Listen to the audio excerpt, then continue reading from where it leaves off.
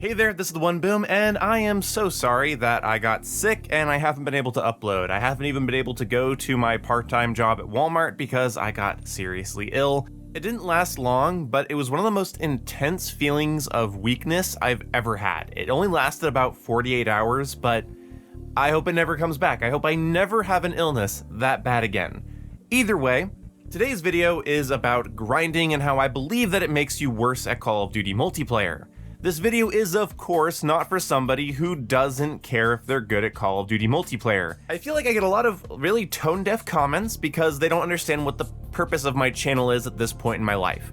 So let me explain that first before I get into the main meat of the topic. I believe that the Call of Duty community can improve through sharp criticisms and critiques and reviewing things. But I think going into your favorite franchise with the mindset, with the idea that you're going to improve it through criticism, it inherently is a non-starter because you start to believe that the game needs to be improved to a degree that might just not be reasonable, because honestly, you can point at any single video game on the planet and create a 30-minute pseudo-intellectual review as to why it could be better. You could do this with almost any video game, any property, any book, any movie, every album, every politician, every restaurant. You could just go into it and tear it apart on YouTube and people will believe you. Making a YouTube commentary is a type of manipulation in the sense that you don't get to say anything right now, and I get to share my opinion with you that I might have refined over the course of 2 weeks with script writing, or I might be freestyling right in front of the mic right now, like I am right now. And either way, my purpose is to make you believe what I believe or see things the way I see things, at least to a degree that you can respect, understand, appreciate, like, subscribe, donate, whatever my goal is. And I don't really want my channel to be that. I want to share critiques and opinions and views on things, but I don't want to load up my favorite video game for the purpose of doing that. I think the community improves by improving. I think the community improves by caring more and putting more thoughts into the things they like about it versus the things they want to see die. So in the spirit of that, why do I think grinding is making you worse at Call of Duty multiplayer, and why should you care? Well, I think because Call of Duty's been around for so long, some people get into this strange sort of through the motions rhythm of the game where they don't improve and they don't really appreciate what's going on in front of them, and they begin to take the product and the experience completely for granted. A new game comes out, there are new things to unlock and grind towards, and we'll unlock and grind towards them, whether it's get double kills or headshots or get certain amount of kills in a certain amount of time or whatever it might be, get a bunch of wall penetration kills. Remember the old camo challenge from Cold War? Kill enemies behind cover, I believe is what it was. Aggravating, frustrating, tedious, annoying, boring challenges that we grind through because there is a light at the end of the tunnel. There is a reward that shows our dedication to the franchise, but I think in the pursuit of that, we lose what we appreciate about the franchise. The only reason making your gun glow purple matters to you when you grind towards dark matter is because you got that camo while fighting other real human beings. If you didn't care about that, then you would just shoot bots for a mastery camo. Oh wait, I guess that exists, oh whatever. But strictly speaking about multiplayer, these types of progression systems drive us forward, but I also think they hold us back. Because if you go into an engagement wondering how your progress bar is going to be filled by that engagement, I think you end up playing worse. And this is not a simple case of I think you get distracted because you're going for headshots, or I think you get distracted or you're thinking about the challenge so you're not thinking about the gunfight. I don't think it's as simple as that. I know personally that I can get into a flow state grinding for headshot camos and knowing that I'm progressing a weapon towards gold.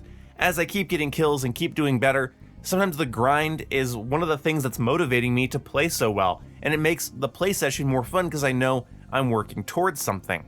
But how often have you heard yourself or a friend of yours say that now that I have Damascus or Dark Matter or Orion or Solar, I have no reason to play anymore? I'm waiting for new content because I have no reason to play anymore.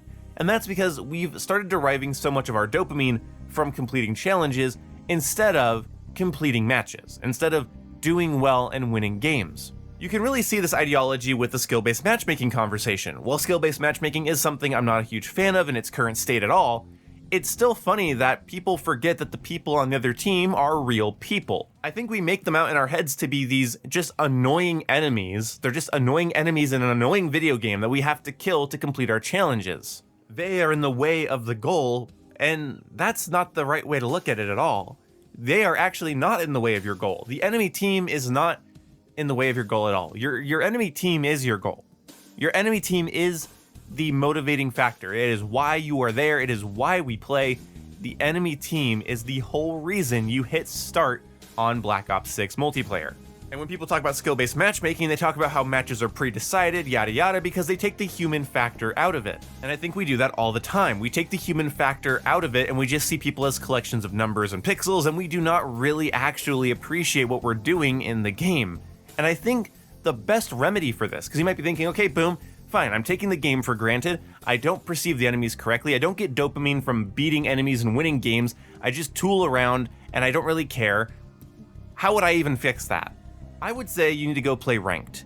I would say you need to play ranked, or at the very least, 1v1 your friends to the death. Like, actually attempt to beat your friends in a 1v1. If you don't have friends and you're not willing to play ranked, you would have to actively attempt to fix this mentality in your public matches, which is doable, but I think this is a shortcut. Once you're in a game of ranked and you know you're not progressing towards camo challenges or prestige or anything like that, you have everything unlocked, and your only goal is winning, you start to notice the map. You start to notice routes, lines of sight, cover. You start to pay attention to footsteps. You start to learn how to give callouts. It actually shows you why you're here in the first place without any of the frills and things that you're progressing towards in the background. Putting yourself in a progression-free environment and focusing strictly on trying to beat the opponents, I think rewires a part of your brain to pay more attention to the little things. Like the map, like height advantages. Suddenly watching a lane with an assault rifle isn't some menial task. You're not worried about how many headshots or double kills you're gonna get that game for your camo. You are thinking about the fact that the enemy is not allowed to pass you if you're watching a lane with an AR in a match of SND. Or when you fight your buddy for bragging rights in a private match, you start to realize that unlocks and prestige and whatever doesn't matter, and you don't want to be outgunned. You don't want to be outsmarted or outmovemented, if that's a word. You want to focus on winning. You want to play well. I think activating that focus is really important. One of the things that actually got me surprisingly into Call of Duty was playing milsim games like Rising Storm, Squad, and Insurgency. Those games do not emphasize progression at all and focus on beating the other team with very little heads-up display or anything. Getting shot at is scary, and killing people is rewarding because it actually removes the threat that's going to remove you from the game. Suddenly the concept of grinding for prestige doesn't matter. A real person is trying to end your match. Taking that mentality over to Call of Duty, even just a match of public match like TDM or something, and you see the enemies as this other person trying to end your match. They are trying to end your fun. They are trying to pin you in your spawn, put you in a blender. They're trying to farm you for headshots, and you start to focus on them a bit more. You start to take it just personally enough for the dopamine to start flowing. I believe this leads to genuine improvement. I believe that sort of going through the motions and farming in a multiplayer environment has deluded COD players into believing that the experience is there for them.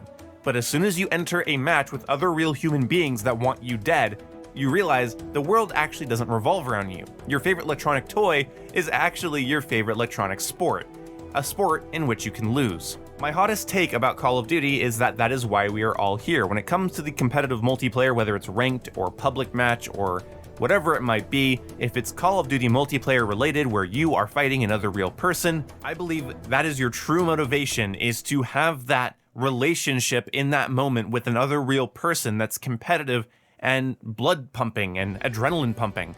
I think that's why we are here. I think that's why our camos matter. I think that's why our progression even matters in the first place. And the hot take is that I think people are just lying to themselves about everything else. When someone says, I don't care about winning, I just want to unlock my camos, getting the kills needed to get your camo is a form of winning. It's just not one that makes you have to compartmentalize the person in front of you as a real person that's trying to beat you. Your goal is 10 matches from now, once you finally unlock the camo, instead of the person right in front of you who's making your evening objectively worse, and this has a stacking effect. Years of playing Call of Duty like this makes you resent or take the series for granted. You're not looking at the person in front of you, you're not looking at the match that you're in, you are concerned with a goal 10 matches in the future, which is why you're not succeeding in the present. Your goal is not gold camo, your goal is the person in front of you who's trying to ruin your night. Anyway, thank you guys so much for watching. Hope you guys enjoyed this commentary. It's a pretty simple video. I do not feel well. It is not fun to record right now, but I thought it'd be fun to get this little commentary out and just have a little flame war in my comments section while people explain to me in detail why they shouldn't have to try and why trying doesn't matter because skill-based matchmaking killed their grandma and ranked is stupid and I'm stupid and who cares about Call of Duty anyway? Get a life and go touch grass. Well, my response to that is have a good one. See you in the next video.